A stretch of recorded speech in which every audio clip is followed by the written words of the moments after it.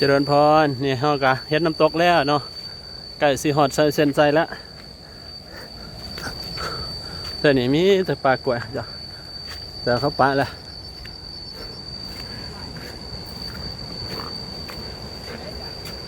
ฮะ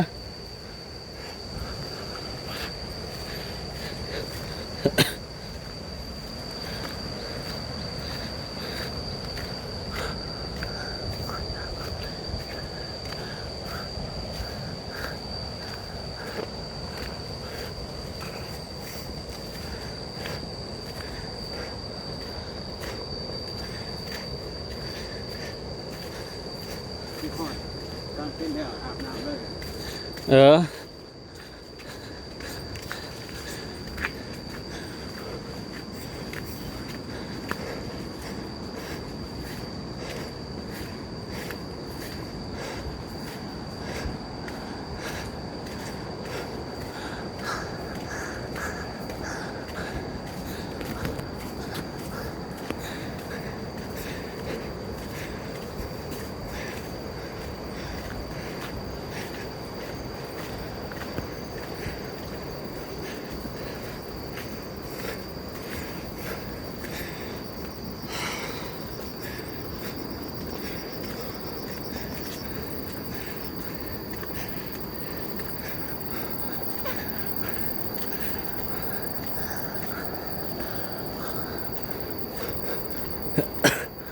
โอ้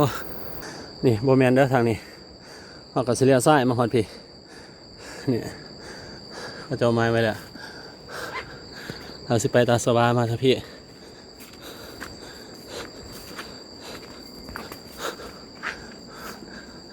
นี่เด้เครื่องไม้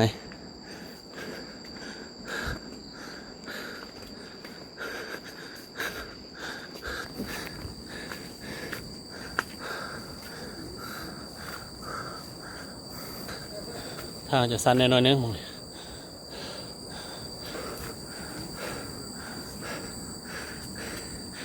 ยังไกลบ่อาจารย์วันนี้เขาสิพักลงได้สินะฮะ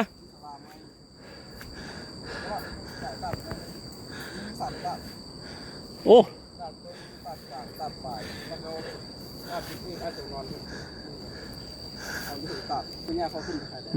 อะไปก่อนได้ขนาด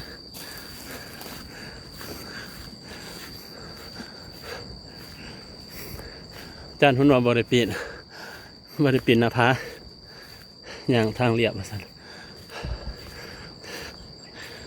เอาคือเมื่อยแห้งแท้อ๋อเป็นต้นได้พักผ่อนเลยเนาะอ๋อ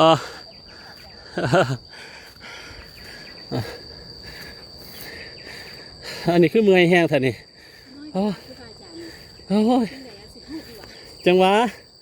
กะเอากะสิหอดน้ำมูอยู่ดอกโอ้แหนบต่างหลังยังเห็นอยู่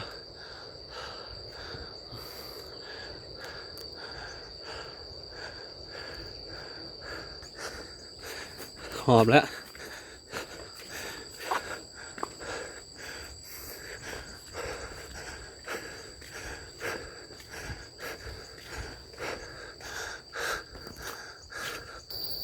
เนี่ยหากพักผ่อนเต็มที่เลยเนาะโซ่นะครับเดินทางต่อไปนี่นะครูบาอาจารย์เพิ่นไปก่อนเพิ่นหอดแล้วสินี่ว่ามันมาเบิ่งเอากันเนมเห็นละได้อยู่บ่เอ้าฮะ